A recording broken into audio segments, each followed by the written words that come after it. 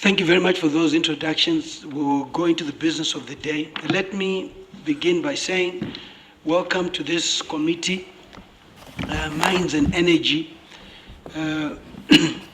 We have invited you as a result of the letter that we wrote to you.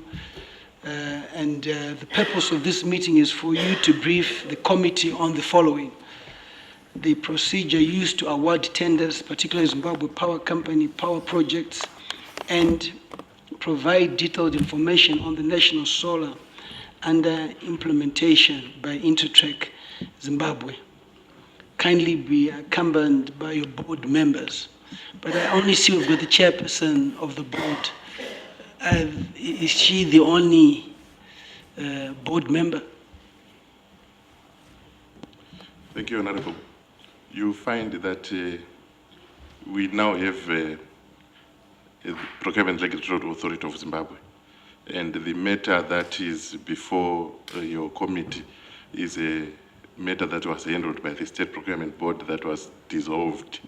So we felt that the other board members, because they were not involved, they are new, they would not really add value to the process. No, it is about institutions, it's not about individuals. And whichever board is coming on, it carries on with the work which was done. So we believe in institutions. We invite you here as an institution. And what we want is institutional information, not personal information. When they're serving on the board, they're serving the institution, not individuals. So as such, records will always be there. And the entire board is also accountable at the end of the day to a lot of decision making. And I think it would have been appropriate for the entire board to be here, regardless of when they set as board members. But seeing that they're not here, we'll continue. We've got the board chairperson who's here, and then we've equally got you as the CEO. So I think we're quite content with that. But next time, let's have the full board, because I think it is important for our role of oversight to ensure that the board is also fully constituted. I'll ask you to take oath now.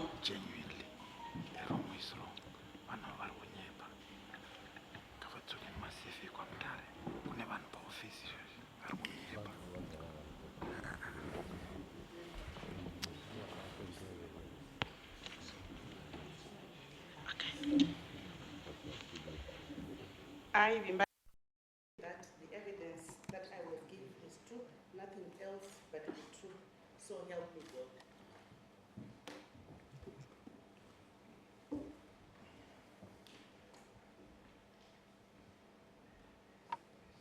I, Nyasha Chizu, swear that the evidence that I will give is the truth, nothing else but the truth. So help me God.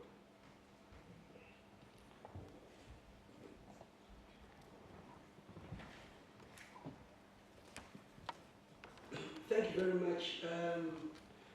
I think the first one is for you to give a summary to the committee on the procedures that you use in giving tenders, just the general requirements needed to give tenders, and also how you then awarded the Intertrek tender, which has to do with the Kwanda National Solar Project as well. So we just want to hear that from you. Thank you. Thank you very much, Mr. Chairman. The Procurement Regulatory Authority of Zimbabwe, as it is now, does not get involved in the giving or issuing or awarding of tenders. It has taken a different face because it's now simply monitoring that tenders are done in a transparent, cost-effective, honest manner, which allows all bidders to be treated fairly. But before the coming in of the Procurement Regulatory Authority, SPB's role was close to being involved in the awarding of the tenders. And during that process, of course, documents will have come from the accounting officer, but the SPB had a large input as well to say this must be done or this should be done, this should not be done. But whatever corrupt tendencies or corrupt things were happening, usually they happen at the planning stage, to the extent that even when documents come to the State Procurement Board, they would simply come as documents, and you look at the documents, you don't see what will have happened behind the scenes. But for those technicalities, I think our CEO, the CEO of the Procurement Regulatory Authority, will have more information and more input, because during that time, the time of all the issues we are here before for, he was an executive, a procurement executive of the SPB, and would sit when the board was doing deliberations, and he's very seized with the old act and how things were happening. And I can hand over to you with the indulgence of Honorable Chairman. It makes sense. Will you proceed? Thank you, Honorable Chair. Maybe to start with, I would just want to give you a brief background in terms of how procurement was done under the Procurement Act. Under the Procurement Act, the State Procurement Board, in terms of Section 5 of that Act, was responsible for making decisions in behalf of procuring entities for a certain class of procurement. So the process of making that decision involved the accounting officer identifying a need within the organization and creating a tender document. That tender document would be reviewed by SPB in terms of looking at whether the requirements comply with the law. Then when the requirements comply with the law, then the accounting officer would be given a go-ahead to go on the market. And when the tender would close at the SPB, then the accounting officer is given the bid documents to go and do an evaluation and make recommendations to the State Procurement Board. The State Procurement Board would then sit and review the recommendations to see whether the criteria in the tender document had been complied with. Then they will make a decision with respect to that tender. And when the process started, they would actually make an award. That is, you find the tender for solar, it was done in 2 stages. There was an initial tender which was done in 2013, which was awarded to a Chinese company called China Jiangxi. Then when that tender was awarded, there were some things that happened within the process where negotiations were allowed. Then the tender, the contract eventually... Just on a point of clarity, some things which happened within the confines of procedure or outside, because we need to be very specific, okay, or what things happened, Okay. so that there can be clarity from the members. Thank you, Honorable. When the tender was awarded initially in 2013 through a procurement board resolution 001 of 19 January 2013, there is a company, Intratech, that it was not only a company, Intratech. The recommendation by ZPC for that award was introducing a negotiation with Intratech for a second award, which the board deliberated on, and at that time they refused to grant that because it was not part of the criteria that was there, because the tender was for a 100 megawatt solar plant. Then it was awarded to China Jiangxi, and board rejected it. But as the processes, there were some engagements that were there between the former executive chairman, who is late, and the ZPC, where I think you saw it in the papers, there was actually some form of admittance by the former executive chairman that yes, we violated the law by allowing negotiations, but through that was involving Intratec and ZTE on the award that had been done to China Giants. So that negotiation, in terms of the law, was illegal. Section 31, subsection 1N of the Act does not allow a negotiation of submitted bids.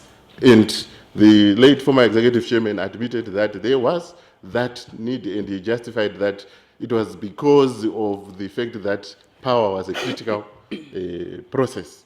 It was a critical requirement in the country. So the negotiations that were allowed, in my opinion, might have frustrated the award that was done to China Giants. Because China Giants' award, when they were doing contract negotiation, they came back citing that they had omitted contingents in the contract, which in the negotiations, it failed. So the negotiations between Intratec, the negotiations, because Intratec, when they came to the board, they had actually said they are going to match the price that China Giants had submitted. The Intratec price was around 250 million for that solar power plant. And the China Giants' price was around 180 million.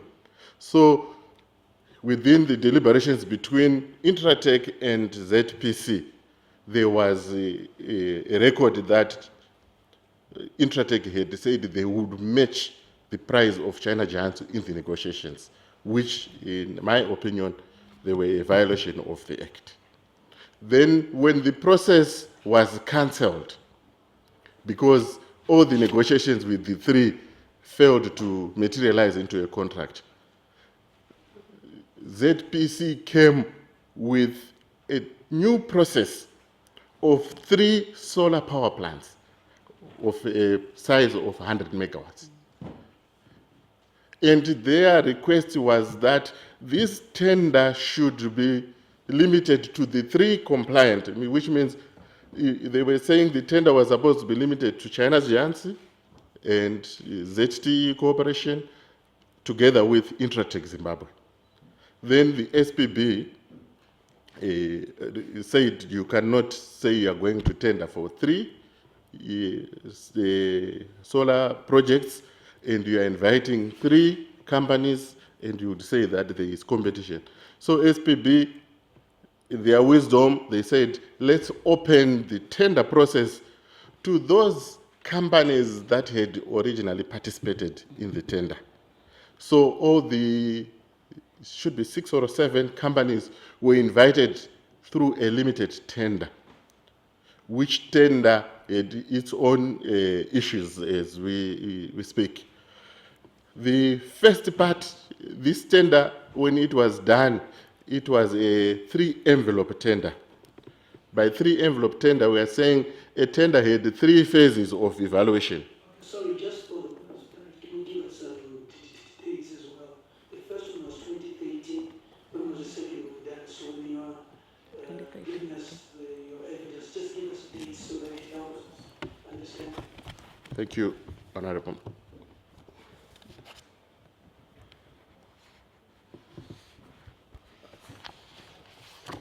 So the first tender was September 2013, and the award was done on 16 January 2014. That was the first tender. Then the second tender, it was started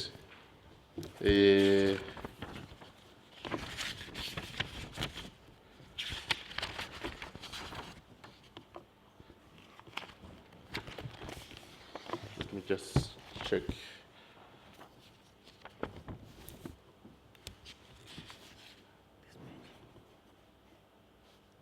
That's the first tender.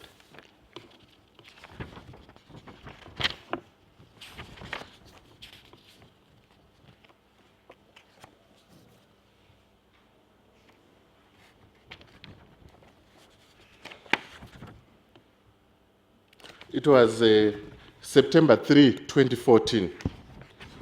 That's when ZPC was allowed to go to the market among the 6 bidders who had participated in the first tender.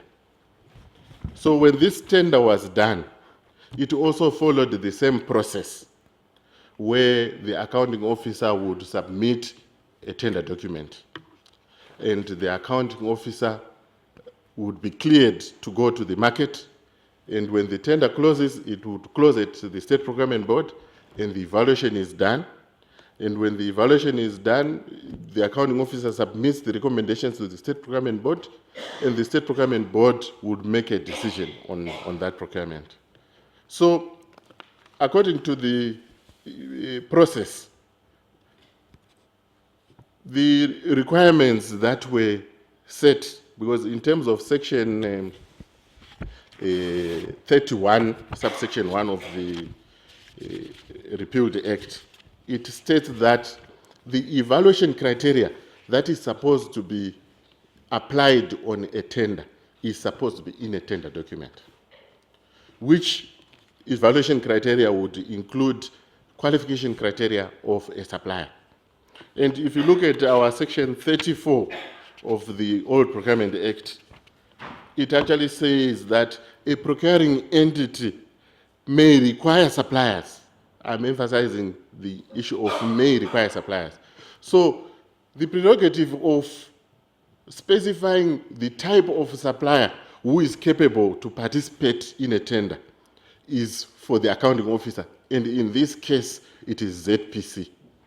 So ZPC could have applied a process of excluding a supplier for issues of lack of professional or technical competencies, or the legal capacity, or the insolvency, issues of taxes, or issues of the company or the director. In terms of section 34, subsection 1F, it says you can exclude when neither they nor, in the case of a corporate body, any of their directors or officers have in the preceding 10 years been convicted in any country of any offense by whatever. So which means ZPC, if they wanted to exclude criminal directors with a criminal nature, they were supposed to put in the evaluation criteria. So the evaluation criteria that was set out in the tender document did not include issues of exclusion of a criminal people with a criminal conduct. So there was no way that the SPB could apply such criteria. So what I would say is the award that was done on the Intratech, on the ZTE, and on the third one was number 17, a Chinese company, was based on the evaluation criteria that was specified in the tender document. So I think in a nutshell, in terms of the procurement process, this is how the tender was done. Then you also find that in terms of the old act, which is the Procurement Act, Chapter 2214, the State Procurement Board was only involved when the accounting officer has identified a need, and he has now prepared a tender document that he needs cleared by the State Procurement Board, and the process of the tender up to award. In terms of contract management, the State Procurement Board was only limited to one element, which is Section 26 of the Procurement Regulations, which he repealed, that when there is a variation to that contract, then the accounting officer was supposed to come back to the State Procurement Board for clearance of that variation. So as a part of contract management was not covered by the old Act. So in terms of what happened after the contract was awarded, the State Procurement Board was not legally capable of following up the contract because the Act limited it to the point of awarding the contract. I think for now, I may say this in summary is the process that was done in the award of the solar projects. Thank you, Honorable Chair. It's quite refreshing to get oral evidence from somebody who certainly knows what they're talking about, referring to X. I think it makes our job very easy. And I think the question that I would have before I open it to other committee members, do you think that the tender was awarded in a procedural manner? Honorable Chair, if you are talking about the Intratech, in terms of the evaluation criteria that was there, the bid that was submitted by Intratech met that criteria. Thank you. The next question is that the Companies Act 173 is very clear in terms of the criteria too. And 173 talks about disqualification for an appointment as a director. And it talks about, save with the leave of the court, any person who has at any time been convicted, whether in Zimbabwe or elsewhere, of theft, fraud, forgery, or uttering a forged document or perjury, and has been sentenced, therefore, to serve a term of imprisonment without the option of a fine or to a fine exceeding $100. In view of that act, what would be your response to the issue of Mr. Chivayo, who admitted before us he was convicted, but that was not a requirement. But the Companies Act is very clear.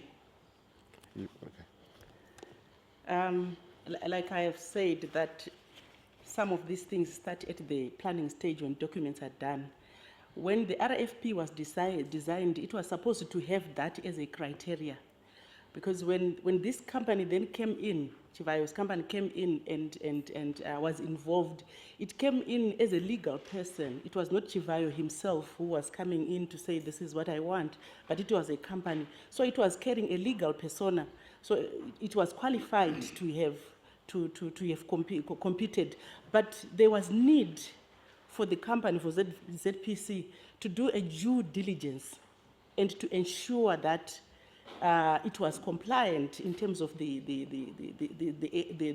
relevant statute that you have read. They were supposed to have done the due diligence at their offices before they brought the documents to the procurement, to the State Procurement Board. Exactly the point, they did not comply. Now that in our role of oversight as a committee, we see that they did not comply. So in the event that there's not been compliance, what then happens? Maybe, Honorable Chair, thank you for that question. The issue that is there in terms of the process of procurement, if you would see in terms of section 31, subsection 1, it is subsection 1B, C, Roman numeral 2. It says that the procuring entity, when it is procuring, sorry, section, I was looking at the wrong section for services. We want the one for works.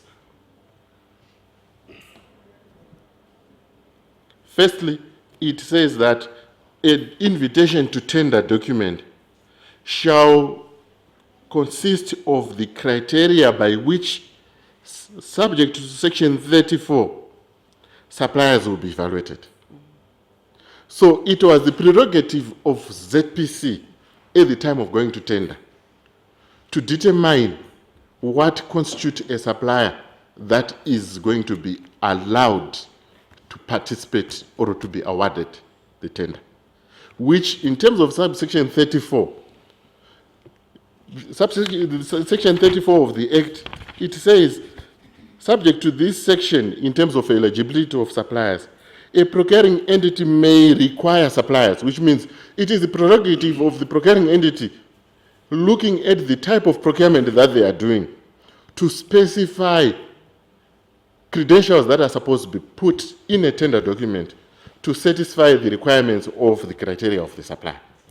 So with respect to the issue that you have raised in terms of the Companies Act, the Companies Act should have, if there was a proper process, because if I was following in the periphery the proceedings, the tender was done in 2013, and I think Chivayo's company should be a 2010 or after 2010 company, which means it was a company after his conviction, which means maybe it was people who slept on duty at the register of companies to allow this company to be registered. And it was not the prerogative of the State Procurement Board at that time to say, are you registered appropriately? That's another act which is administered by a different person. I think that will be my answer, Honorable Chair. So are you telling me that this act means nothing because there is a company and there's a director? And the director is part of the company. And in the vetting analysis, are you saying that this is superseded by that act, or in you doing your due diligence, you are able to also pick on this because you just don't work alone? There are also multifaceted issues that you bring in concluding. And I think the chairperson was correct in saying that a proper due diligence was not done. I think we had gone beyond that in admission. That being the case, what then is the result which you then take when you then realize that a proper due diligence was not done and something was omitted, which is in violation of the Companies Act? Because yes, Wikno Chivayo comes through as a person, he has been convicted. Which Nyo Chivayo comes through in Intratex as a director, is also convicted. So the chairperson is right, and I'm asking the chairperson, in view of that, what then happens? Because this is where we are. I think the Procurement Act itself, the provision that he has read, which gave the entities a prerogative to do their RFPs and determine what they want, that then would kind of save the institution because they acted in terms of the parameters of the Act. The issue now of whether, okay, the question is what do we do now? What then happened, let me go to then what happened was, when documents were brought to the procurement board, all registrations were properly brought before the board in terms of what is of record, the registration of the company. There was no complaint, nothing from anybody. But we are saying as the board, ZPC should have maybe gone ahead and do a further diligence. But in terms of the Act, the Procurement Act then, they were simply allowed to limit themselves to what they thought was appropriate in terms of what they wanted to have done. So the Act has nothing that says if you've given false or the wrong information. Because you are reading us acts which are relevant to you, but can you read us the Bible from Genesis? Because are you telling me that the Act has nothing that says if the information given before us is not true? Right. I think then that was supposed to be for ZPC after realizing. I hope they have realized that the information given was not true. And I'm asking about the Act, the Procurement Act. Does it not have that? I have not come across that, Mr. Chairman. Maybe the CEO would have that somewhere, but I've not come across that, except that when things are not done properly, there must be somebody complaining and bringing a matter before the administrative court to say this was not properly done and must be reversed. Ma'am, I'm sure you understand the role of this committee in this discharge of duty. We have oversight, and we are members of parliament representing. So in oversight, when there are things which have gone missing, we bring them to the fore like we are doing. And there's no point to say no one reported. We're doing our job, and I think you must commend this committee for starting to expose certain irregularities. We are the people's eyes, and that's what we do. So without a report or no report, in the process, if irregularities are exposed, appropriate action must be taken. Yes. In terms of the Act, is there anything in the Act that talks about wrong information? You will find, Honorable Chair, you will find that our Act, when it was designed, it was limited. And that was one of the motivations that led to the repeal of the Procurement Act. Yes, there are issues of, if you look at Section 39 of that Act, it talks about effects of bribery, effects of fraud or collusion by suppliers. And the matter that we are talking about is not a matter of bribery, collusion by supplier. And I'm trying to look, there is an issue regarding misrepresentation which was in the regulations, that you can disqualify an award on the basis of misrepresentation. But misrepresentation now, in terms of the law, there is a process of which the accounting officer is supposed to follow to qualify a misrepresentation. And that process is not done through an administrative process. So it is all in the prerogative of the accounting office to follow up these matters using the provisions in the Act to identify the misrepresentation so that appropriate action on the contract, because the SPB is not responsible for the contract. So all these issues of misrepresentation and the like will come after the award when the contract is now running. I admit there's something in the Act that talks about misrepresentation. And I think misrepresentation, you're not the best person to really talk about misrepresentation. I'm opening to members of parliament now that you have an aspect of misrepresentation.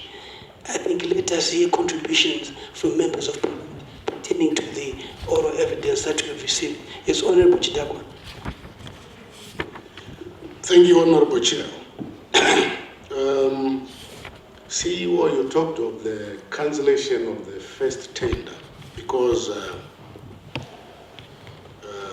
some other companies which had lost the tender had complained. But the procedure is that if the tender is done, anybody has got complaints or is not happy, the process, he has to go through the courts. Then my question is, why then did you accept and reopen the tender? Because some other people who had lost had complained, yet the due process was not followed. They did not go through the courts. They just complained, and then you listened to them, and then you canceled the tender. You start afresh. Then I would think the awarding of Intertrade, that tender, emanates from the negotiations which was opened thereafter. There was some influence which caused you to now, which caused the process now to award the tender to Intertrade. Because the first tender they have lost, they did not follow the due process, which means they had to go through the courts. But after the negotiations, that's when we see the Intertrade coming in. How do you explain this? Thank you. In fact, Honorable Chidakwa is so correct in that you, in your oral evidence, admitted that it was unprocedural, it was illegal. So before you go to the director who's convicted, you admitted the process was unprocedural, it was legal. So in view of that, what happens? Oh yes, go ahead. Thank you, Mr. Chairman. If you can as well clear to this House, when we had Mr. Chivayo here, and he came here before us, he put to us that when his tender failed to sell through, he did some phone calls to the higher authorities in the executive, to the extent that he did communication to the Chief Secretary of the Office of the President, and the Office of the President wrote a letter to influence a decision. Do you bump into that decision which was inappropriate? In fact, to add on that, he actually said he wrote a letter to the State Procurement Board, he wrote a letter to the Chief Secretary of the Cabinet. So the question is asking, are you in receipt of that letter? And in view of that letter, what did you do? And is that the process and procedure that is used? Thank you, Honorable Chair. I still stand by my original submission. The negotiations that were allowed was a violation of the Procurement Act. And there's nothing that I can add to that or subtract, because the Act is very specific in terms of Section 31, subsection 1, and it says, no negotiations shall take place between a procuring entity and a supplier with respect to a tender submitted by the supplier. So, in terms of the award, China's Jiangsu was the company that had been awarded, and the process was supposed to end there. And it's on record that there are things that was happening in the background, which the former executive chairman allowed. And I would not have control over those issues. That was how I would respond to this matter, Honorable Chair. The Act, in reading to us, also talks about bribe. Would that not also fit in? Honorable, that is a possibility which I cannot confirm, because there were a lot of, if you look at the record which I have brought, I've brought the whole record in terms of the process which the committee can actually peruse to see point by point how the process was done. Initially, the State Procurement Board rejected the negotiations, but there were some probing that were done, and later the negotiations were allowed, and the executive chairman was the authority. There was nothing that anyone could do. Thank you, Honorable. Noted Honorable Muzenda, but for Honorable Chimis. Go ahead, Honorable Chimis. Thank you. Then we will understand this. Before you proceed, Honorable Chidakwa and Zami, I think it's pretty clear. It's pretty clear, Honorable Chidakwa. Are you satisfied with that? No, there's only one thing that I wanted to clarify. So is he confirming that the awarding of tender to Electric was dubious? Was not above the board? Something happened.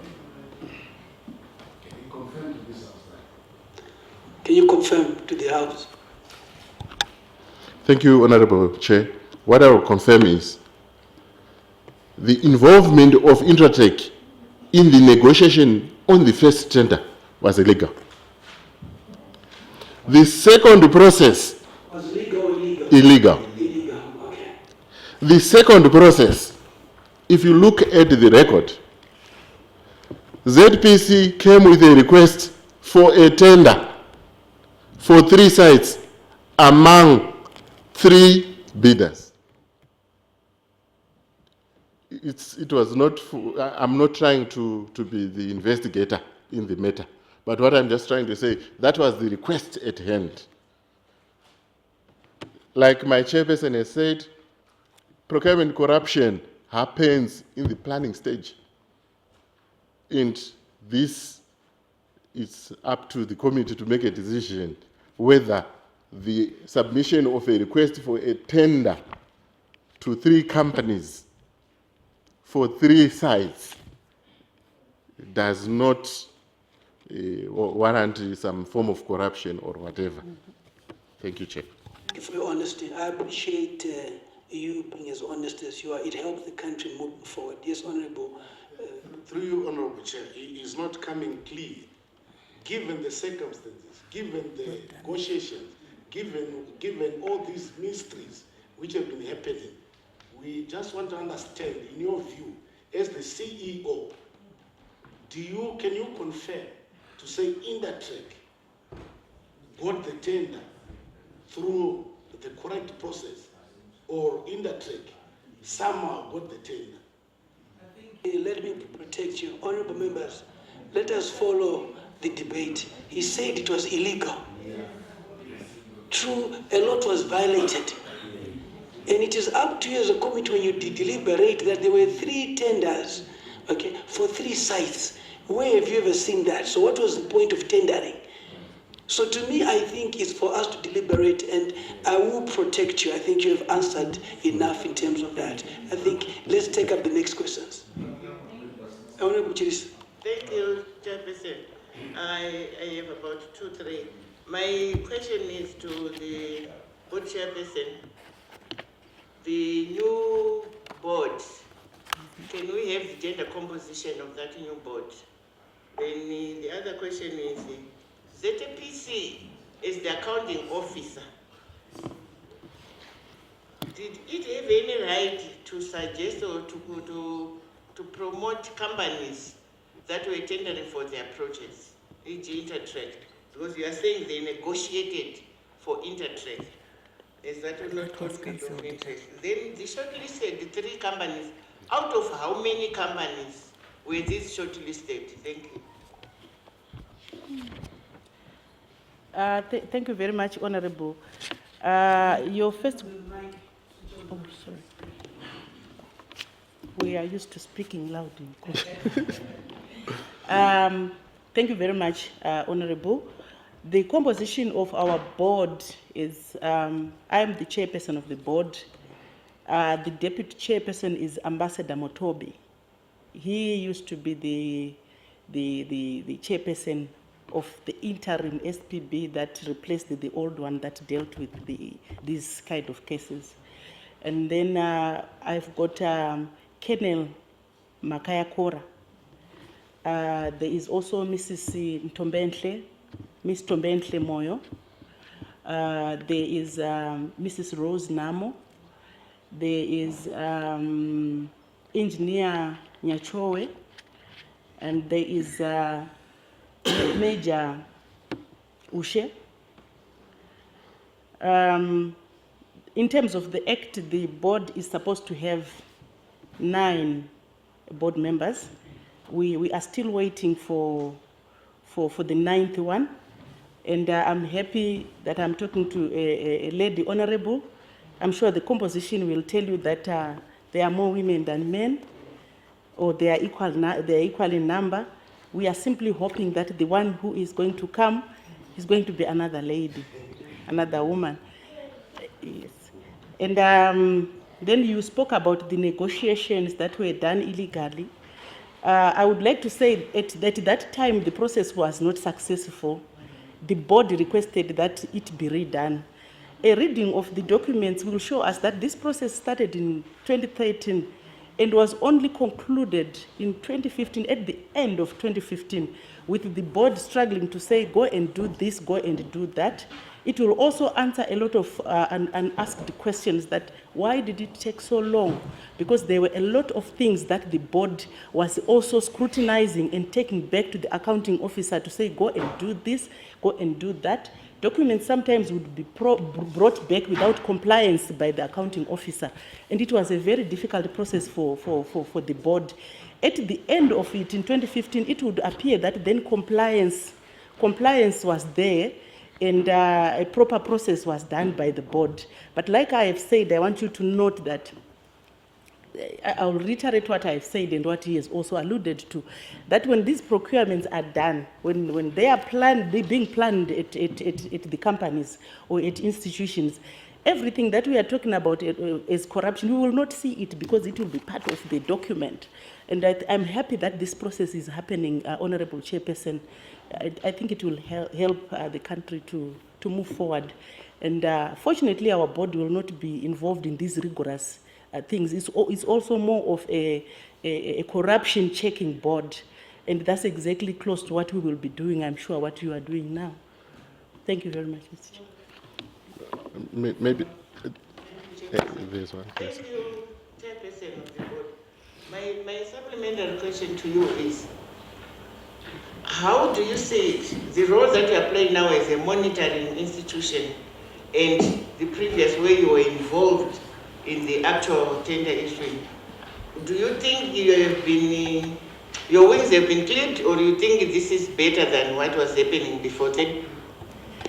I think this is better than what was happening before, because before the board would receive documents that have already been done, and the accounting officer were hiding behind the board as long as the board approves, because the board will look at the papers. The board does not know what is happening behind the closed doors. It will just have papers, and it will approve in terms of the documents. SPB would then be found in court most of the time for having approved maybe things that were not very correct.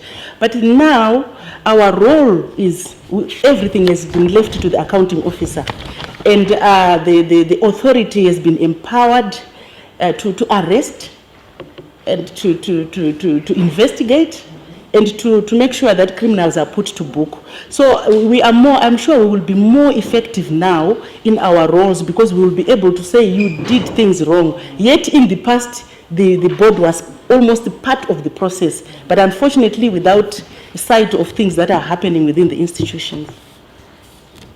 A last one, Mr. Chairperson, do you have at the moment any corrupt cases that you are dealing with in your new board? I'm sure institutions are trying to set their procurement monitoring units and everything.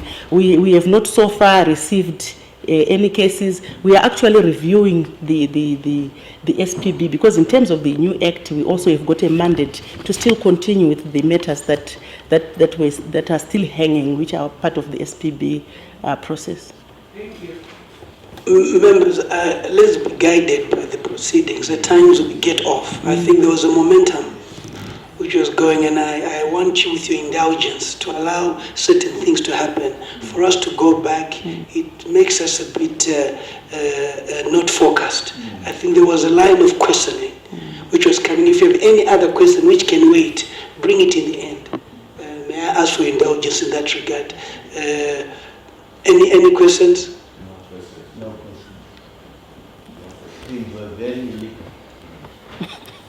What I want to understand is, who does the state procurement board fall under? Who do you report to?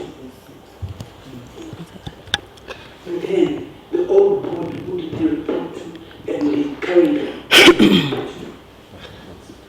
We are under the Vice President's office, and in this case, the previous one, it was under the Honorable Mnangagwa at that time, who was the Vice President responsible for the Act. And this time it is the Honorable Chivayo.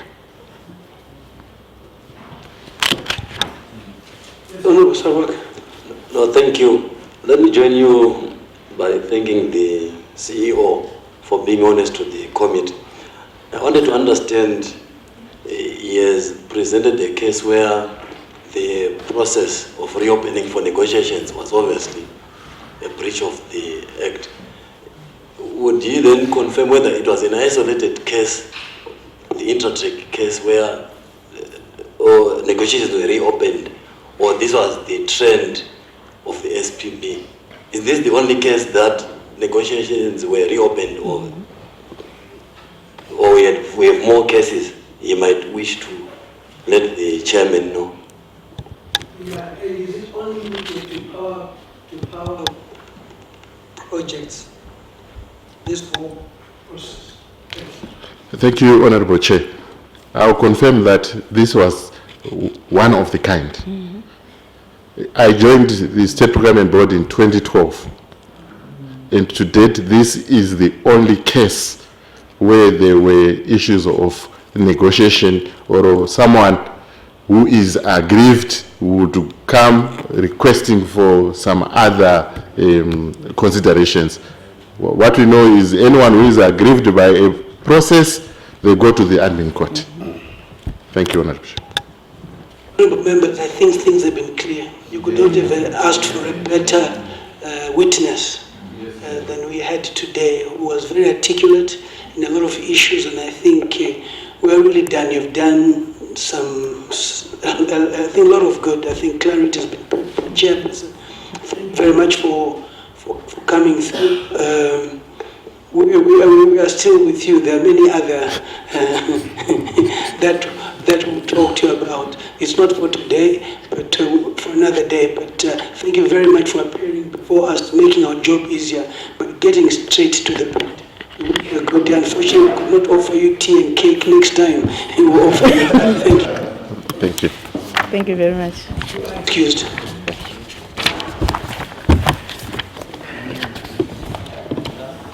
And if we could have that documentation for us, we'd appreciate that. Thank you. That's it.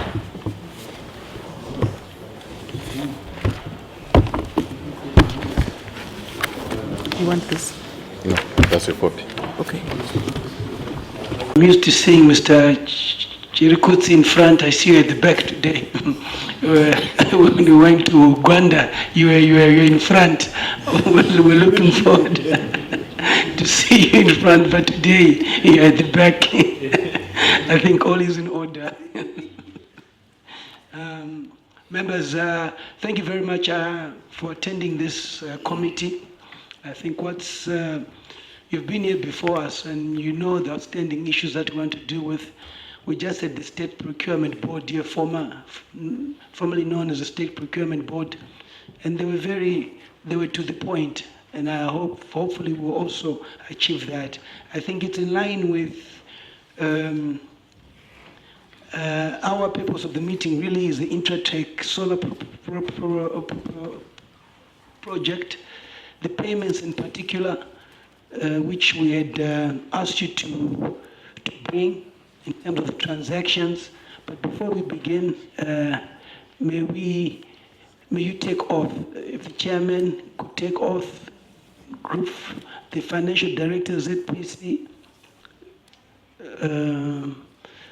legal advisor, ZPC, CEO, Zesa Holdings, group legal advisor as well, Zesa Holdings. What I would appreciate for the board members was to also, when you introduce yourself, to tell us which we think committee you sit on the board.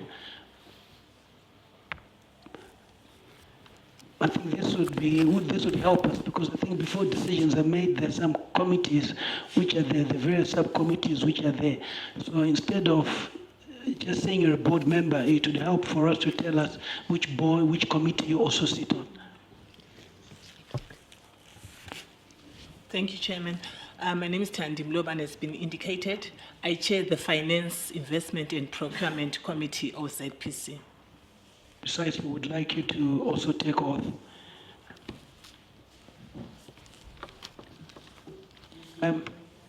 Yes, please. I am the chairperson of the Human Resources and the Legal Committee. Okay, yes, it's also important to take oath. You may proceed.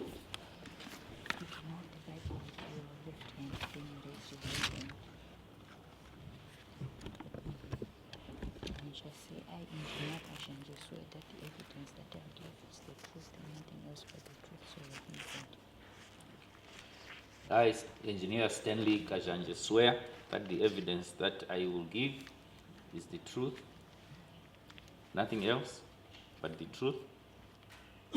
So help me God. Give a letter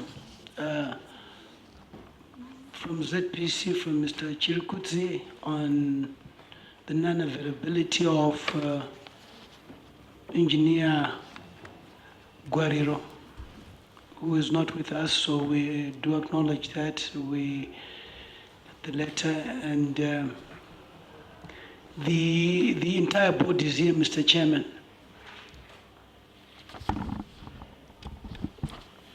No, Mr. Chairman, we got apologies from Mrs. Gertrude Chikwava, Engineer Alban Nyakurimwa, and Engineer Raphael Borel. They are unable to join us.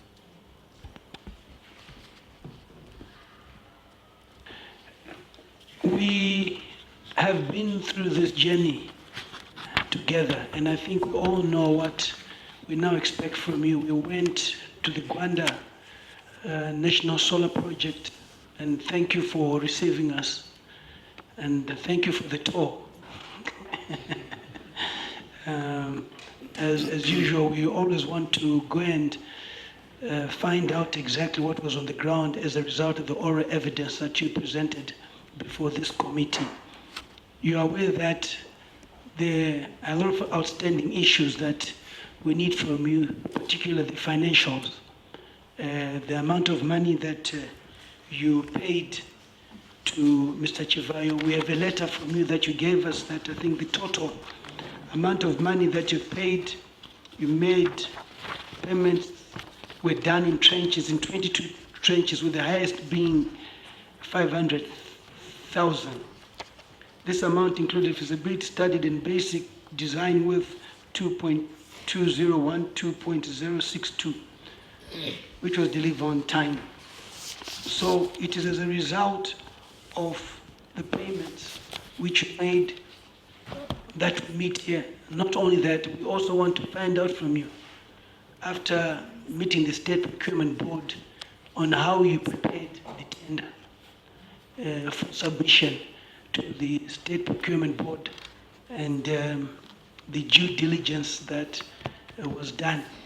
So we would also want to understand that from you in terms of how, when you're doing a tender, how you do it, and then you don't, of course, make the decision to have the tender authorized. The State Procurement Board would then have the mandate to be able to make a decision on who would be awarded the tender. We are quite aware of that, but the preliminary, the planning aspect of it comes from you.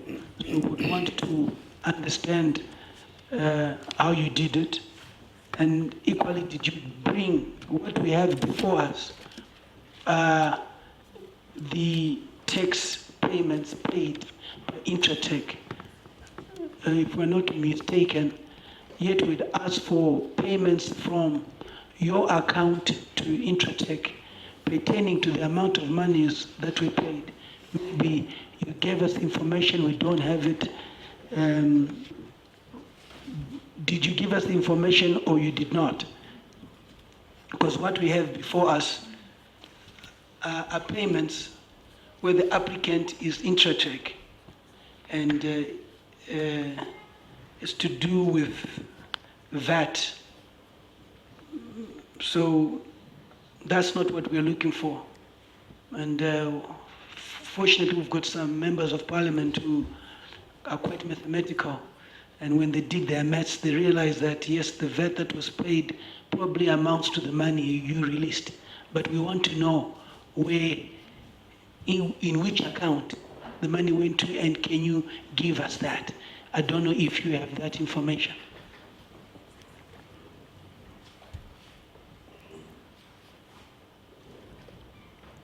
Chairman. Thank you, sir. On this one, let me ask Mr. Chiwara, our finance director, to maybe clarify. If not, Engineer Chirukutsu will assist him. Finance director. Thank you, Mr. Chairman.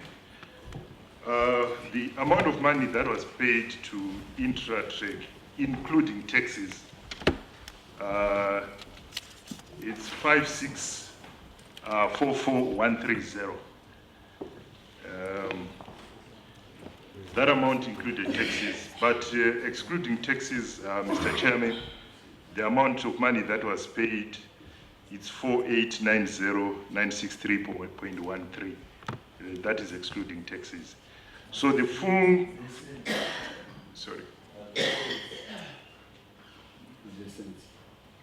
Sorry? As you can come through me, what is the million? Oh yes, the full figure.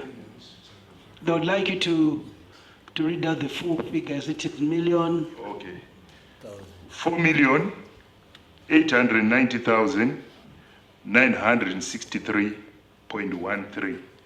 That is the amount of money paid excluding taxes. But Intratrek was paid the full 5,644,130, and they remitted the taxes on their own. We now want the money coming from you to Intratech, because in your communication to us, you directly paid into the Intratech account. So we cannot discuss issues without having the proof of payment.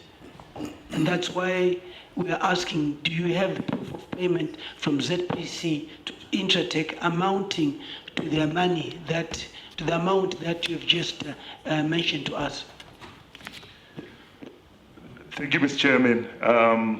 We didn't bring the proof of payments, but we can avail them today to you, of the 5,644, which was paid directly to Intratech. How soon can you avail them to us? We can avail the information to you today. Today, what time? Before the end of the day, Mr. Chairman. What we are trying to do is to get over this issue once and for all, because ZPC is not our real agenda. I think we have so many other works to do as a committee, and we had asked for this, and we were very clear that can you bring the proof of payment, and what you gave us was the VAT. Thank you, Mr. Chairman. We will bring the information today, immediately after this session.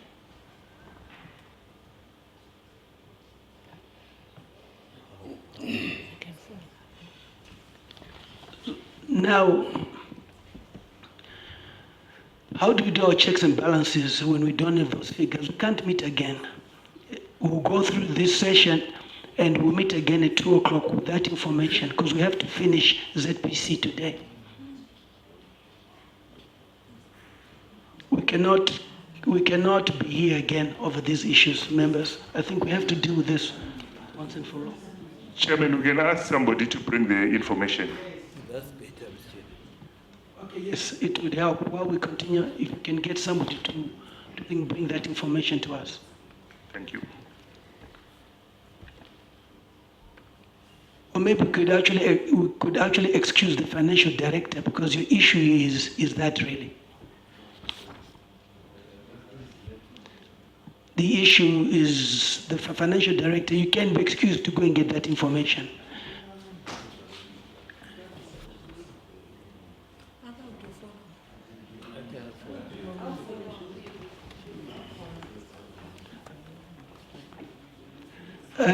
Chairman, may you proceed? Thank you.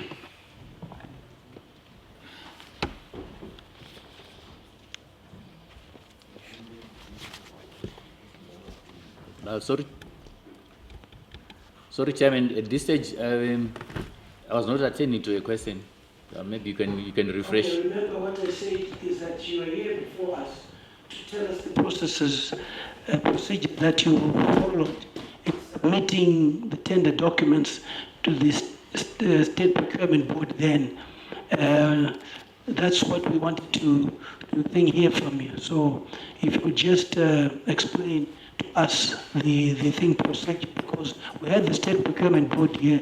As you know, you are responsible for putting together necessary documentation, which is then given to them. Then they make a decision in who they will award the tender to. So that process is what we would like to hear from you. Thank you.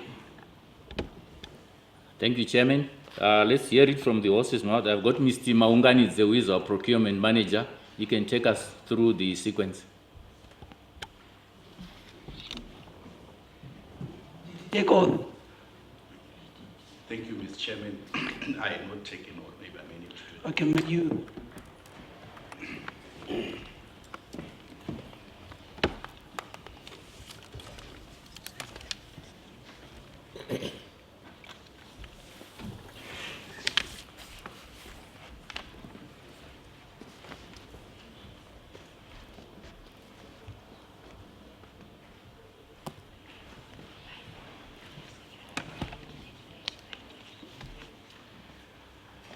I, Alfred Maunganizwe, I swear that the evidence that I will give is the truth, nothing else but the truth, so help me God.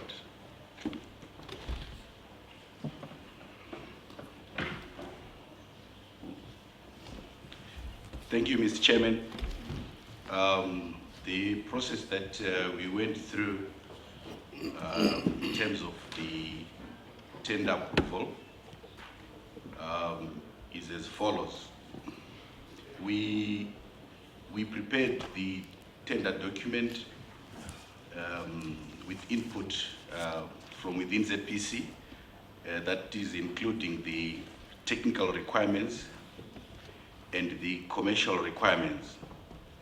There was also the funding requirements, because this was basically a tender that required someone who could provide a technical solar solution and a funding solution. After the document was approved internally within ZPC, it was sent to the State Procurement Board. Sorry, for the point of clarity, internally, who does the approval internally? Which within committee do you take it to? Internally, it is approved by the accounting officer, who is the managing director, together with his directors. That is the technical director, the operations director, and the finance director. Okay, may I proceed? And then after it was submitted to the State Procurement Board, they went through the document and put their inputs, reviewed it, improved it, and then it was finally approved. And then it was circulated, published in the newspapers and the Gazette. A bidders conference was held on the 5th of July 2013, where interested bidders were given an opportunity to come and discuss with ZPC, together with representatives from the State Procurement Board, where the document was interrogated and issues of feasibility studies, issues of land were discussed. Where these two, maybe I may mention them specific, were not available, and I remember bidders wanted to know how we're going to proceed without those two. So after that, the tender closed. The rest, I'm sure it was now the adjudication thereafter. I'm not sure whether I've answered the preparation and the approval of the tender document, Mr. Chairman. The evaluation process, the supply, did you go through all that? The due diligence, are you happy? The due diligence was done after the awards. It was like a condition after award. So whoever was going to be awarded, a due diligence was then to be carried out, which is what happened on the solar. The due diligence on your part of putting together the paperwork is done after. I don't understand, unless there's something that I'm missing. Why would the due diligence be done after? Maybe if I'm getting you right, you are referring to the due diligence of the paperwork, not of the... And the people that you were working with in terms of the partnership. Okay, I'll say the that was mainly guided by the requirements in the tender document, where companies were required or requested to bid, and company documents were supposed to be put in the bids. Experience in terms of provision of similar or doing the same projects. So that members, you really understand. So initially, you invite companies to tender to you, to bid, right? Correct. Okay. And companies X, Intratrek, and many others. Is that correct? Yes. Okay, that's the point. That's the phase that we want to. And I think whatever we're going to talk about, let it be confined to Intratech, because that is the subject matter. Thank you.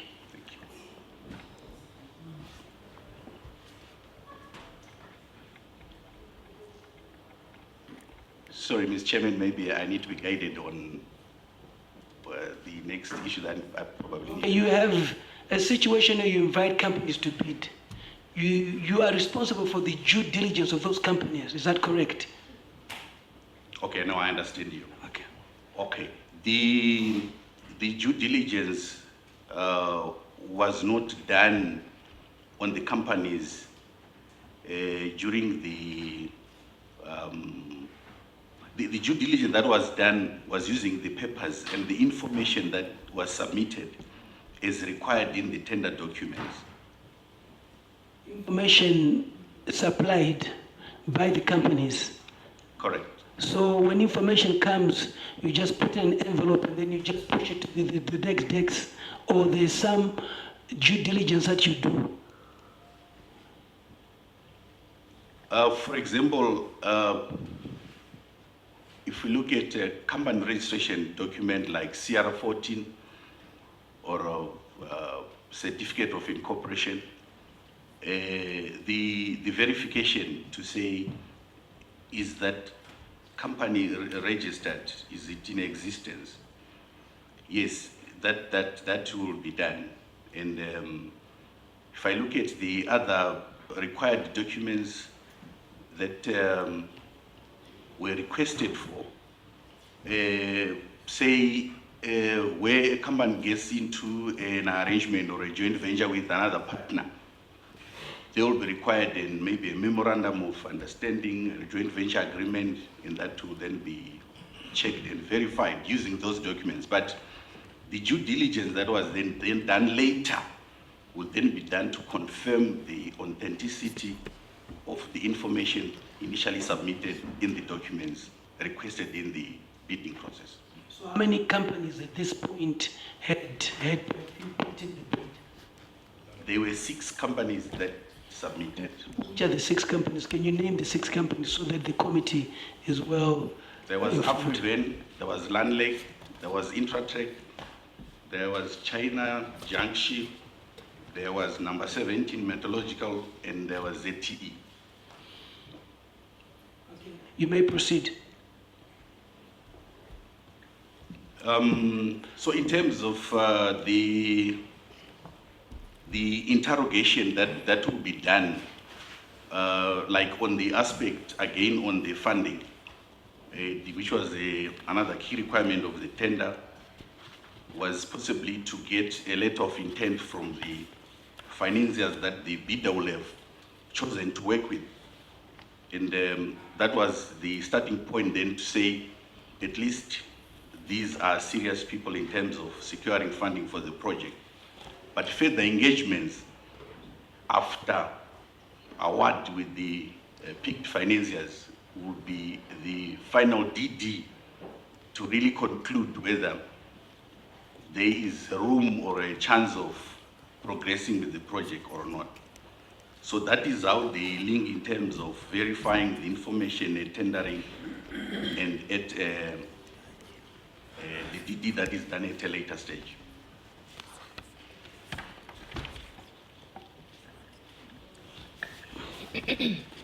Okay, members, have you understood the initial process? Would there be any clarity on the initial process?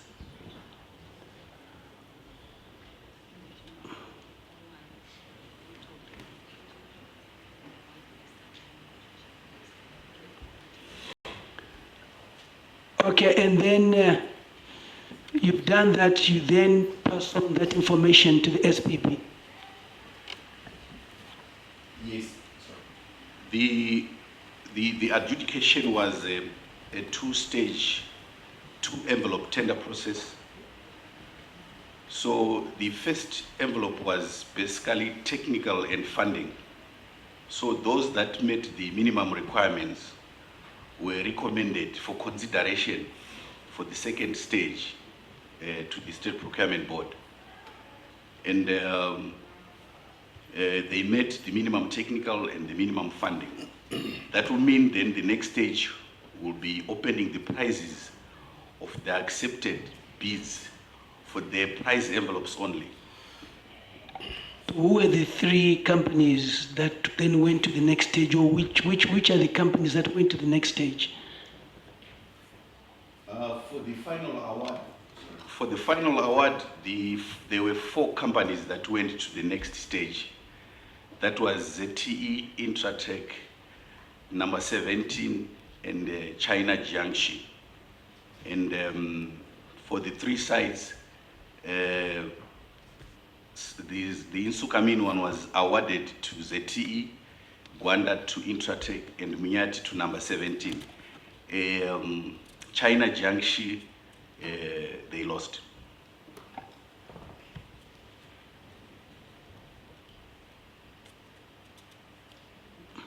Members, I want us to seek clarity as we move on. We had the State Procurement Board. I think you've got to align a lot of what is being said to what they said, and I think if there's not clarity on this from members, we'll move to the next stage. So from that point, it now goes to the State Procurement Board. Yeah, there are 2 stages. The first one, the technical and funding, it will go to them, and after they approved the recommendation, they then gave us a date for opening the prize envelope, which was done at the State Procurement Board. And ZPC, even the public, even the bidders were free to attend. And then the 4 envelopes were then opened. And then the documents were then sent again to us.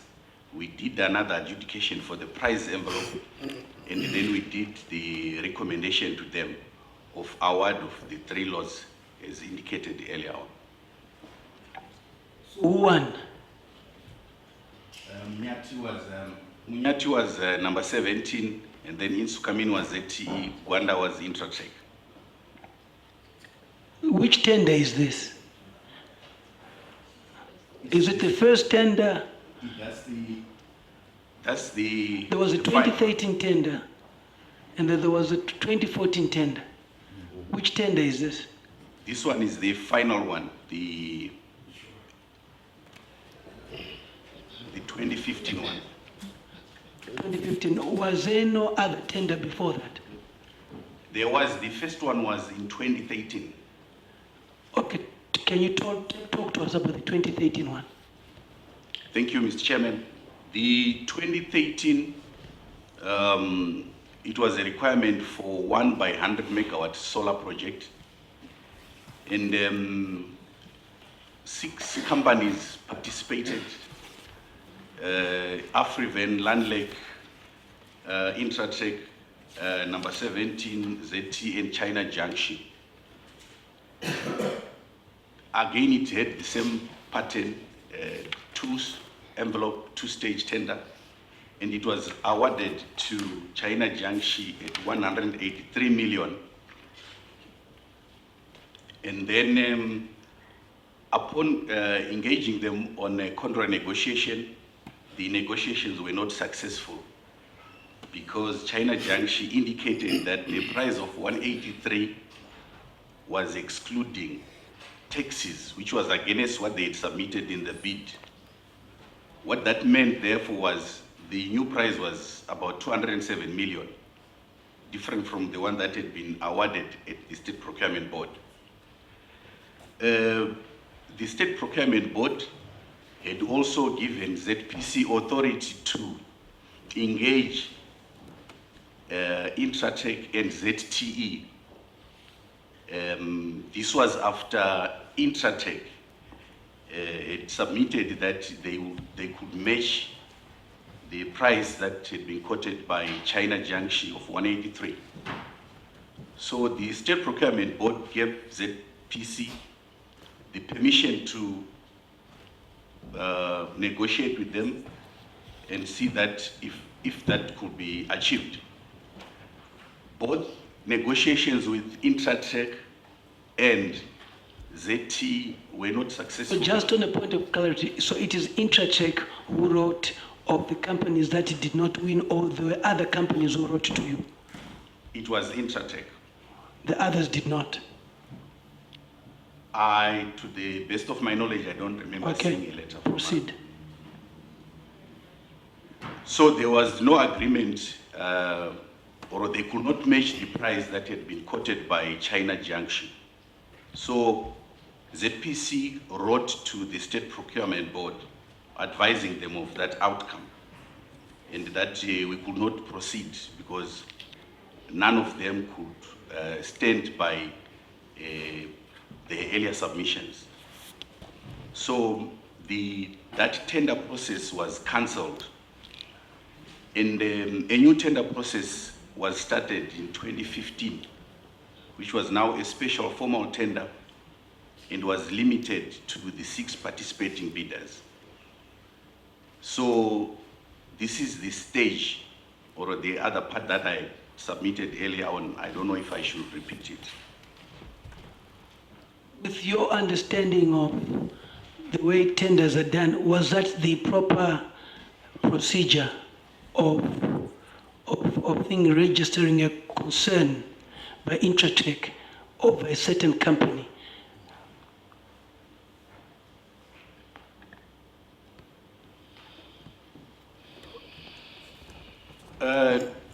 According to the tender document, in the event of an aggrieved bidder, the requirement is that they should go to the administrative court. I said, let's not be a lawyer where it's not necessary. The question is simple. Is that the due process? Yes or no? You talk about the administrative court being the way forward. So in the way it was handled, is that the due process?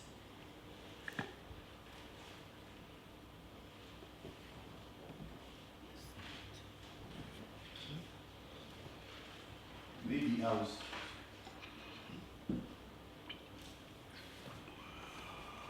I'll say maybe, if you would allow me to explain something first. Please explain. Okay. Yes. The accounting officer, to the best of my knowledge, has room to make recommendations to the State Procurement Board, especially when it comes to issues of national interest. And I think in this particular case, there was possibly the need to look at opportunities where electricity generation can be revamped. And the solar was cited as an opportunity to do so. But when the award to China Jiangxi was done, the understanding was that that project will proceed.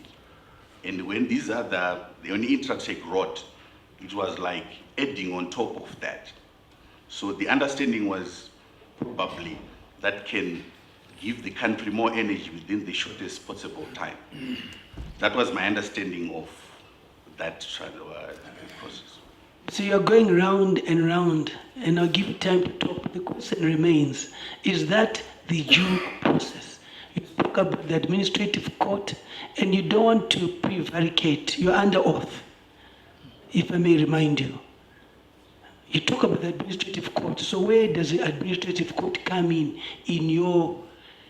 what you just said to the committee? Thank you, Mr. Chairman. My understanding, if a bidder loses and is challenging that his bid was correct or his price is best, then he will have a case. And in this case, Intertech, I think they accepted that they lost because their price was high. So they were not challenging that position, that the winning bidder, true, they had won the tender. So I think when they wrote, they were proposing to add on top of that.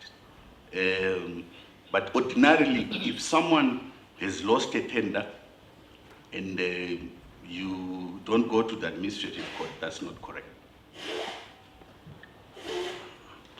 Member of the committee, you've heard the evidence that that was not the due process, it was not correct. Will there be any questions which members might have on that bit? Yes, Honorable Chidago. Thank you, Honorable Chair. I would want to understand here, when tenders are done and the process is closed, Intertech wrote a letter to say they can now match the price of that which had won. Is that the process? Are you supposed to entertain a loser to say I can now match the price that one which he had put forward? In other words, Intertech was saying, you can put this one aside and give me the tender because I can also match that price. Or once the tenders are done, they are done. If you have lost, doesn't matter with what reasons, you have lost. Is that the process? Why did you entertain the letter from Intertech after it had lost?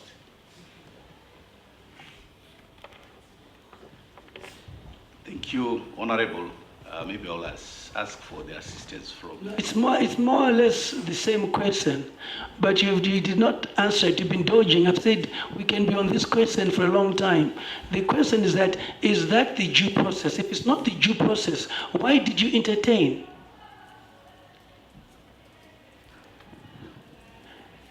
And this is where the question is. If it is not the due process, and the administrative court is the last resort, why then did you entertain that? Because what the Honorable Member Chidakwa is saying is that once the tender has been awarded, how many other people keep on saying I can offer low, I can offer, then it totally kills the whole idea of one winning. You play a soccer match, you lose, you go back to the referee and say, can you give me a chance to hit the thing penalty at a different point? It doesn't work like that. Thank you, Mr. Chairman. Maybe I can also assist our supply chain manager on that. What we want to do is procurement has given us that there's a due process. We then move to the legal. Legal, can you now tell us you are there for the aspect of the due process, and you've heard your colleague stating that the due process was not followed? What was your legal advice? We normally... Sorry.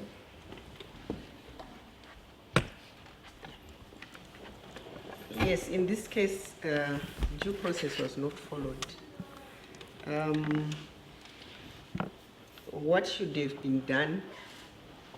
We as legal, we come in normally at the negotiations, when we are negotiating the contracts with the winning bidder. In the case of the due process having been followed, I think is highlighted by the procurement manager, the accounting officer has got the discretion then to move in and decide on, depending on the circumstances surrounding the agency of the awarding of contract or the project. Who is the accounting officer that you're referring to? The managing director, say.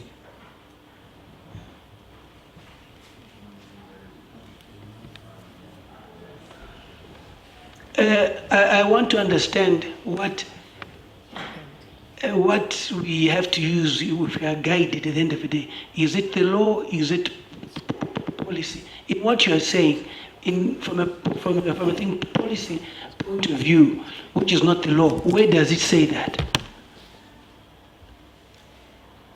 Yes, as I said, Mr. Chairman, we are there as legal to give an opinion. And when to give an opinion to the managing director or accounting officer when it is requested for. And then in this case, it's only an opinion and he has to take it or use his discretion. That's as far as we go as legal. And in this case, we gave an opinion and at the end of the day, he's got the final decision as the accounting officer. What was your legal, and I use the word legal, opinion that you proffered the chief accounting officer? We give opinion when it's asked for. And in this case, I think the discretion was used considering the agency of the projects. Ma'am, you're a lawyer. Yes. What was the legal opinion that you gave? And then we take it to the next level. What was the legal opinion that you gave as a company secretary? And then his discretion is for him. Yes. It's not for you. Yours is the legal opinion. Yes. So can you tell us the legal opinion you gave? We gave a legal opinion that due process should be followed in terms of following the tender procedures. Which means you saw that due process was not followed? Yes, sir. Okay.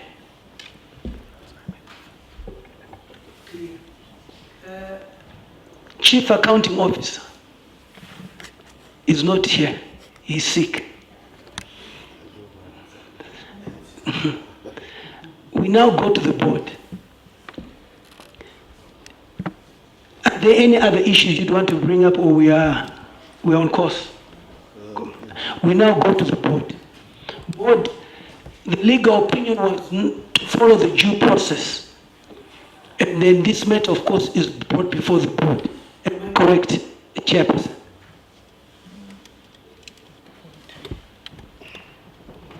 In this particular case, we did not receive a case at the board.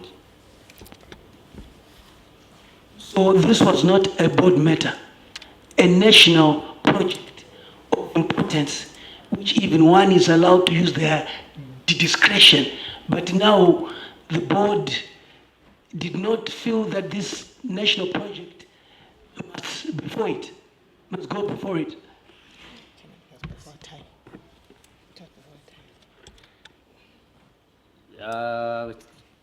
Chairman, I think when this matter was discussed as a board, it was probably before our time, that discussion. But as a board, we did not receive an item to discuss whether due process had been followed or had not been followed, or whether to use the discretion or not to use the discretion.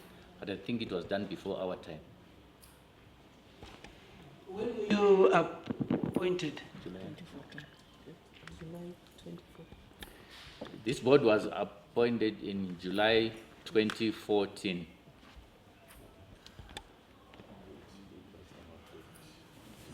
It's 2015. It's okay. It was July 2014. So in terms of administration, there's no handover, takeover in terms of boards, in terms of paper trail. Yeah. No, I just want us, before we go to the 2015, was there any paper trail which was there on this one? Handover, takeover, this board did not take over from the previous board. There was no board when we were appointed. So are you the first board? We are not the first board, but there was a gap where there was no board to run the organization. So who was running the organization? So you appointed board members. There's no handover, takeover, and you just accept. Especially if there are many issues which happen in these boards. You just said, we are here to think, save God, and thank you very much.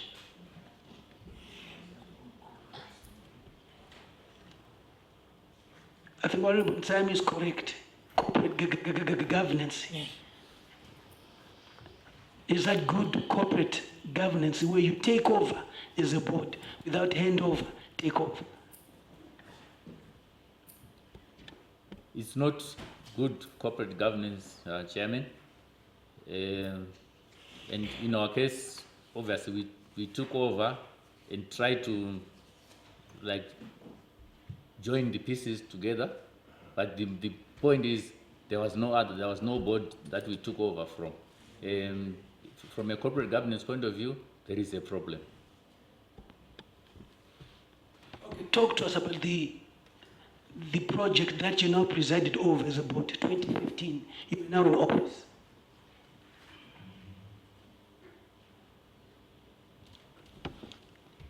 This was 2018 tender. There was the 2015. Correct, honorable members. It started 2014. 15 it was awarded.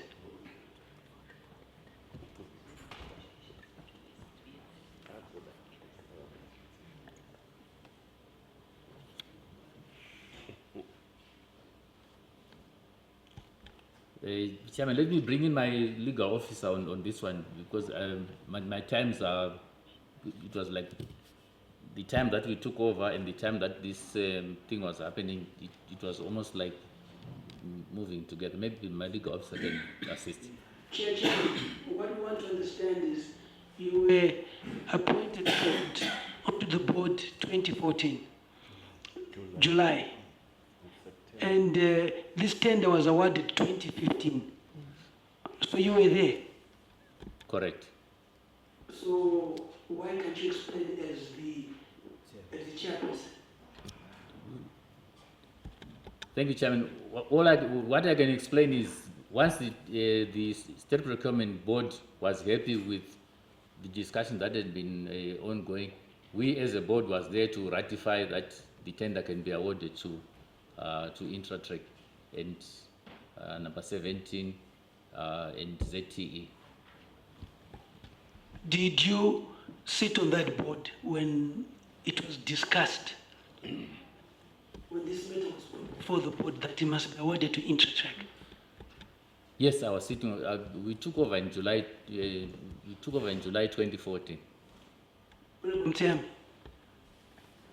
Thank you, Mr. Chairman. Mr. Stanley Kajanje, if you can please appraise this house. When you were there as a board member, as a board chairperson, when we were discussing this tender, before you did that, before you came in as a board member, did you have a company which had something to do with electrical engineering? I have to go into another question. Then after that, what are the chances that when you did the tendering, when the tendering was done, what are this contemplation that most probably the papers with regard to Intratech were actually done by you?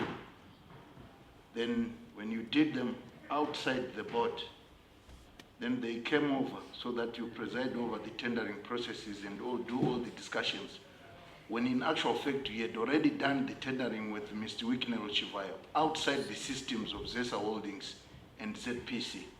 What are those chances that you actually did the whole project? Then you approved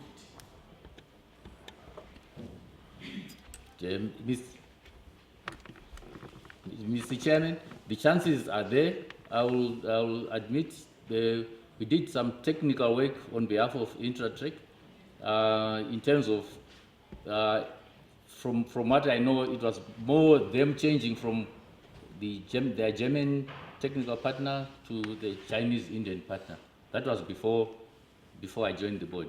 And now that you mention it, when you mention to say, what are the chances that you were appointed to the board in order to oversee the awarding.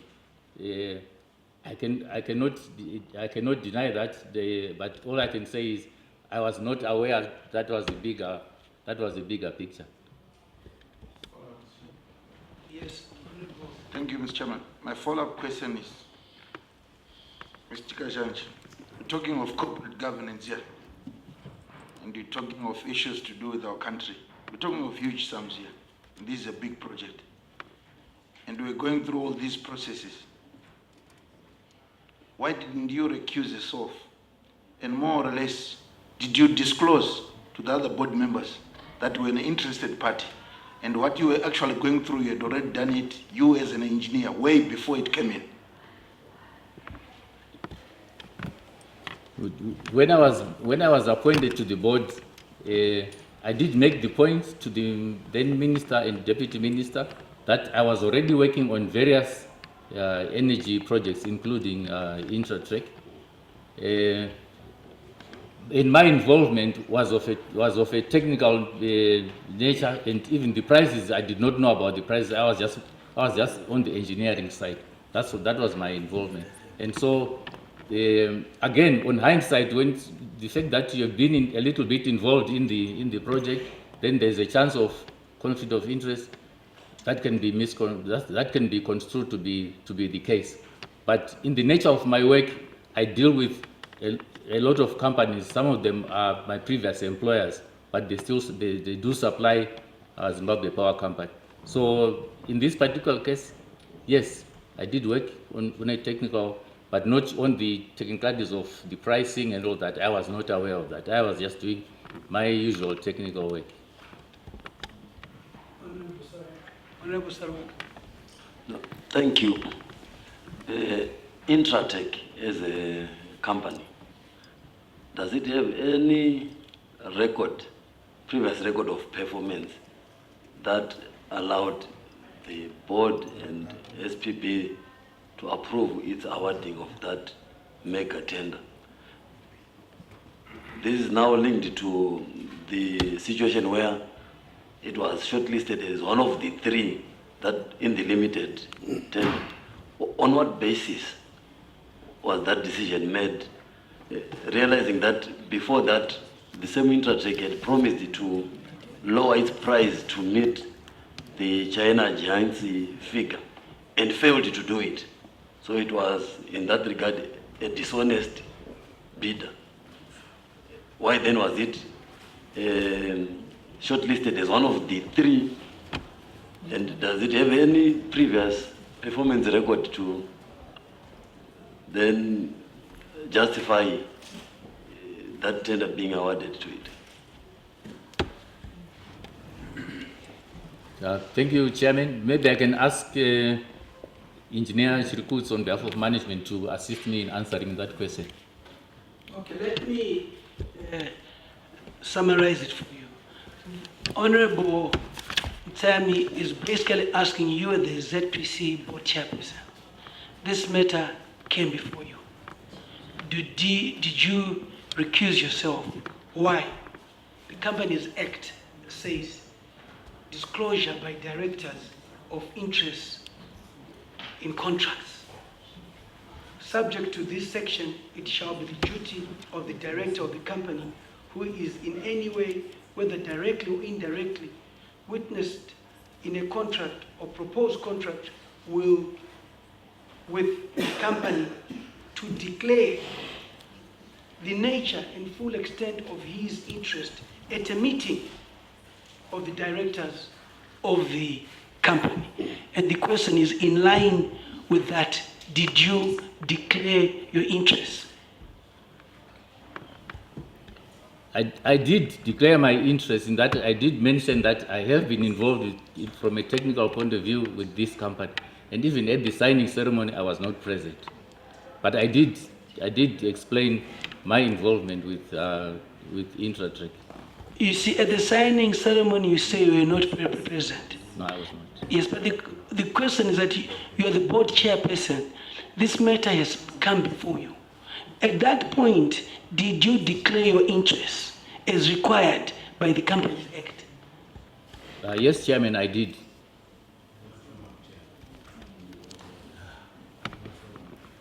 follow up, Honorable Chitagwa. Thank you, Honorable Chair. He agreed that he did the papers for Intertrek as a technical expert. I'm sure he was aware that the director of the company that he is working for is an ex-convict. Did he disclose that when now he became the board chairman, to say, from my experience, this person is an ex-convict? And my second question is, how much were you paid by Intertrek with the work that you have done for them?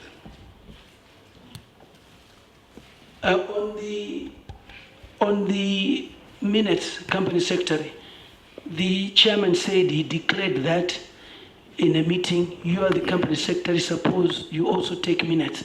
Are there any minutes to that effect?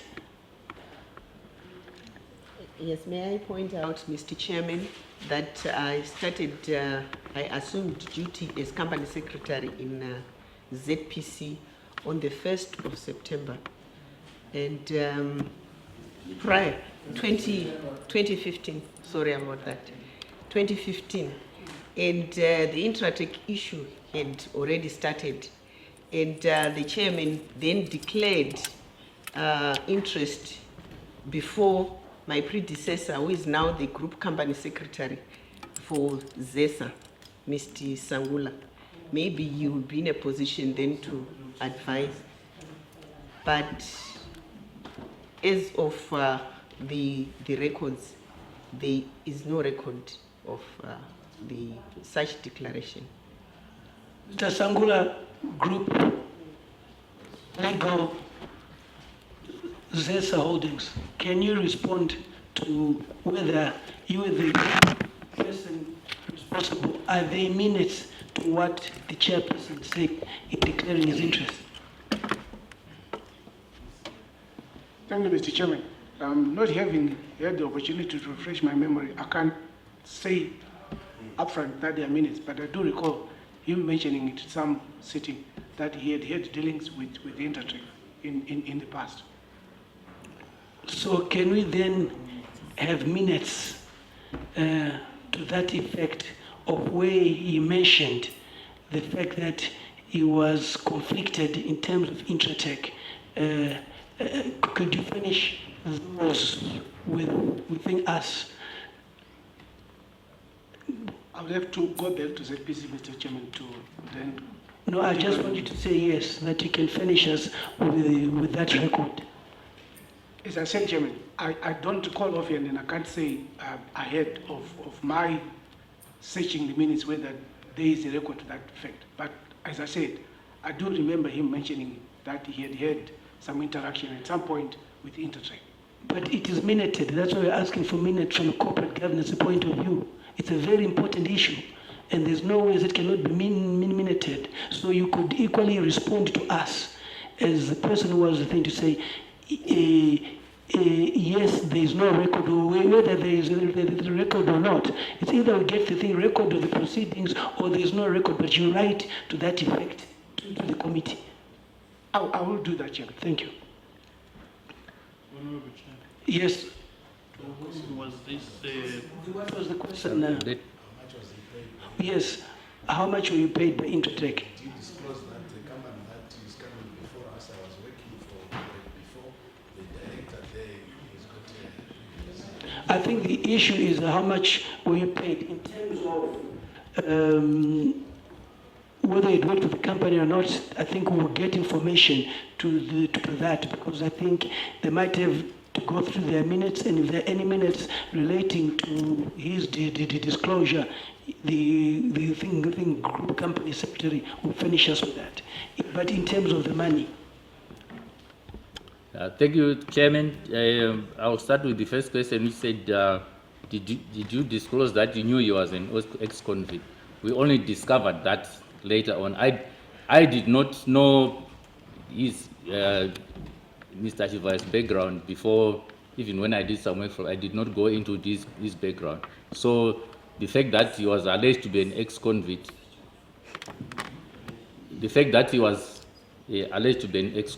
I was not aware of it.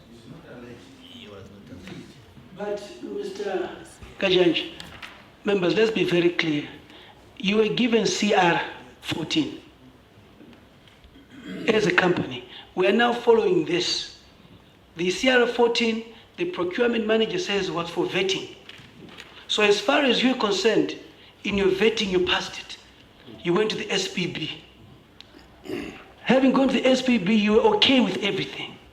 But now we have in the Companies Act that no one can be a director of the company when you've served sentence and notifying.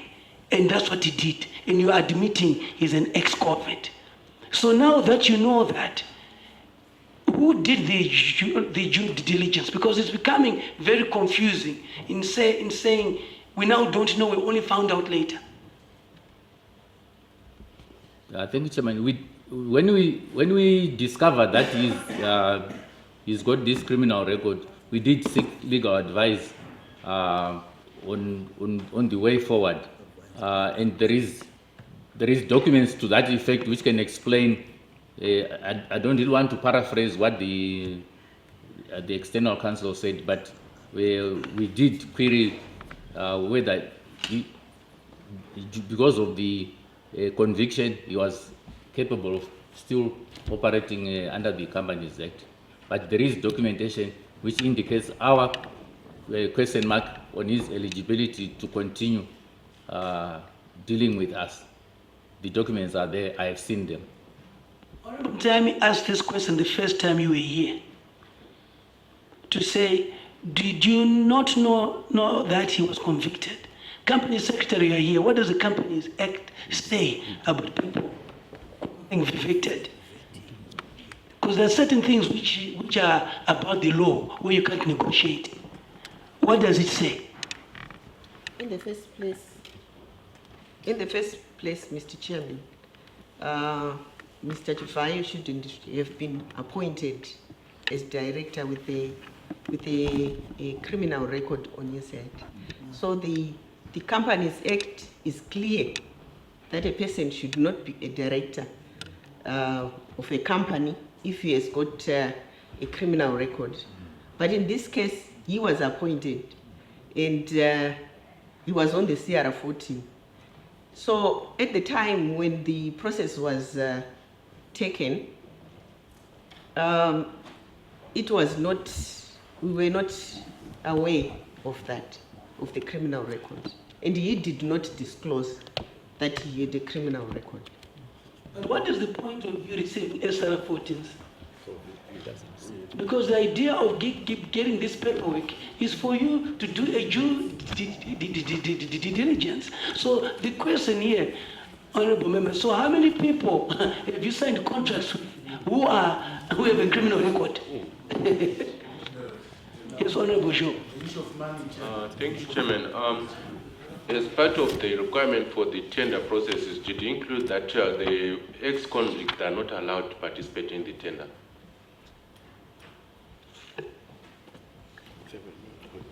Sorry, Chairman, there's the aspect of the money which is, I think, a quick answer needed. Honorable Salwaka, what was your question? Yeah, my question was, what was the justification for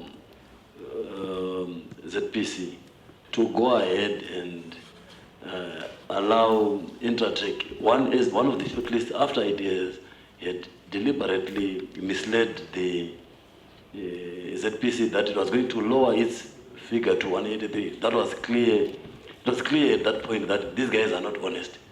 And I had also asked whether they had any previous performance record to base their judgment on awarding Intratech. But this is a mega tender for them, just from the blues to give that tender without.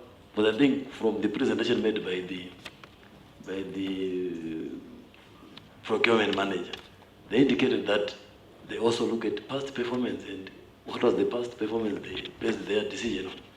And it's now very clear that things went haywire.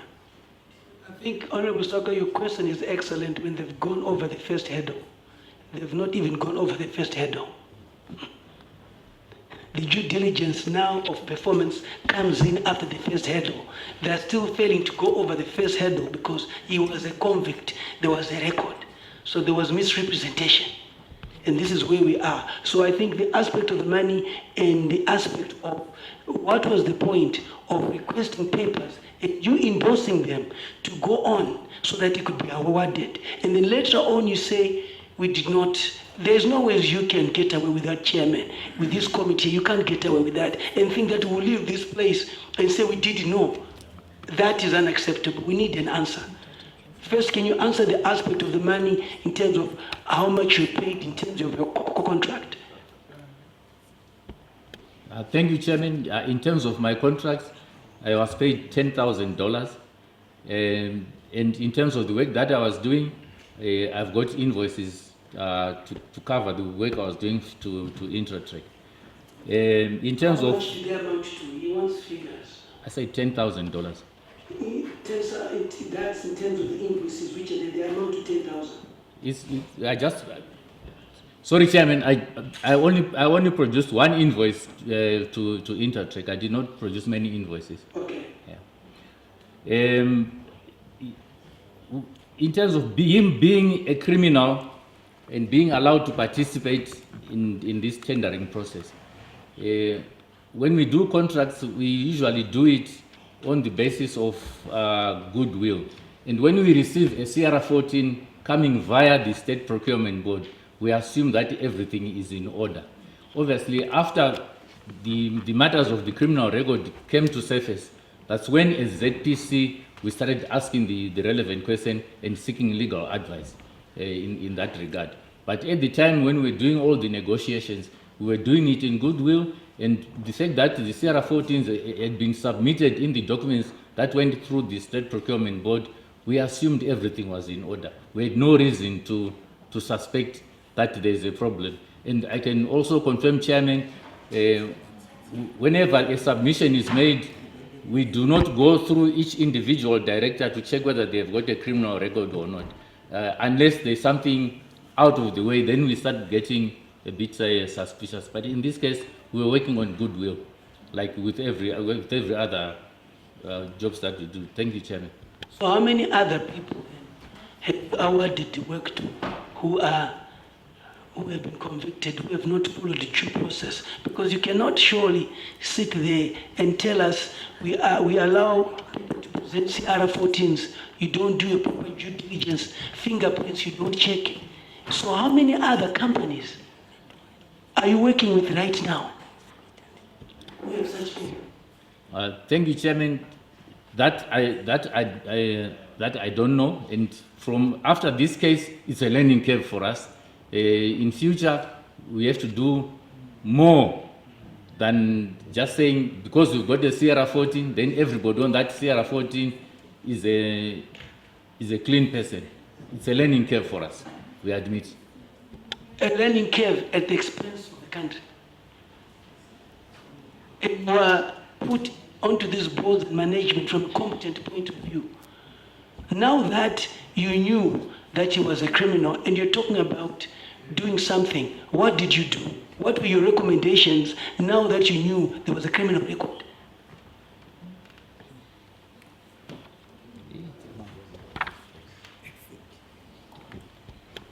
Thank you, Chairman. As I say, we did seek legal advice, and from where we were working from, we were working with the company Intratrack rather than from the individual Mr. Chivayo. The fact that he is a criminal and is on the CR14 for Intratrack would probably, maybe as ZPC, if I can change, we could stand just going on him, say you are a criminal, you should not be there. But the facts are there. It came out in the press. It's available in the public domain. But as ZPC, we were told the person we're dealing with is Intratrack in the person of the company rather than in the individual directors, because other information then began to surface as to how the other directors were performing elsewhere. I don't know why I think you are now making us go around and around. A company is there, a company has the directors. If the director does not fit the criteria, he cannot be a director. And this is the issue, and I don't know why you want to give us another thinking of that Intratech. Who is Intratech? First of all, it is shareholders. Intratech is the directors. So to me, you need to respond to that, because it's not like Intratech is something which has no owner, which has no director. When we say to you, who's Intratech? Chivayo was the managing director of Intratech, and he is the person that we're talking about who is representing the company. And he has a criminal record. You know about it.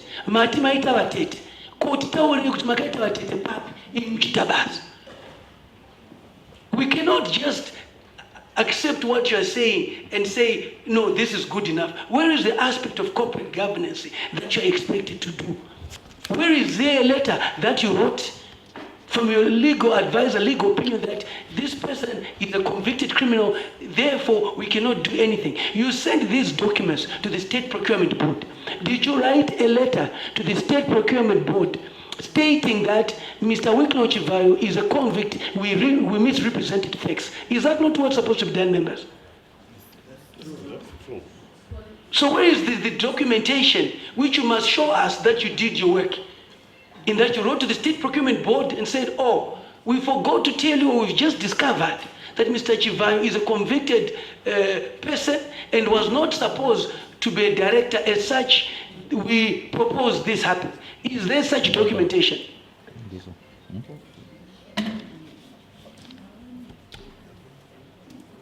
We have documentation relating to that aspect of his criminal record. Unfortunately, Documentation written to who? Because you submitted, let's follow the due process, you submitted this document to the State Procurement Board, recommended by you. And what did you do when you discovered that Mr. Chivayo was convicted of criminal charges and he is not fit to be a director? To the State Procurement Board. Mrs. So. Thank you, Mr. Chairman. What happened is that the press, the item which came out in the press, came after we had entered into a contract with. Hold on. We are not worried about the press, yes. Because if we are here to talk about the press issues, no. We are here citing 173 of the Companies Act. Yes. And that's what we must confine ourselves to. That the moment that you knew, what did you do about that? We didn't write to the State Procurement Board, but there is an opinion which we can avail to the committee. But we are not interested in the opinion. Yes. We're interested in the action that you took in realizing whether through the press that was convicted. Opinion is not for us. We didn't write to State Procurement about the issue. Why?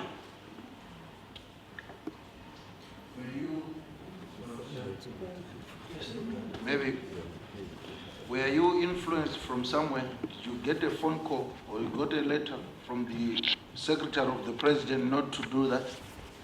Were you influenced somehow? Or it was your personal opinion?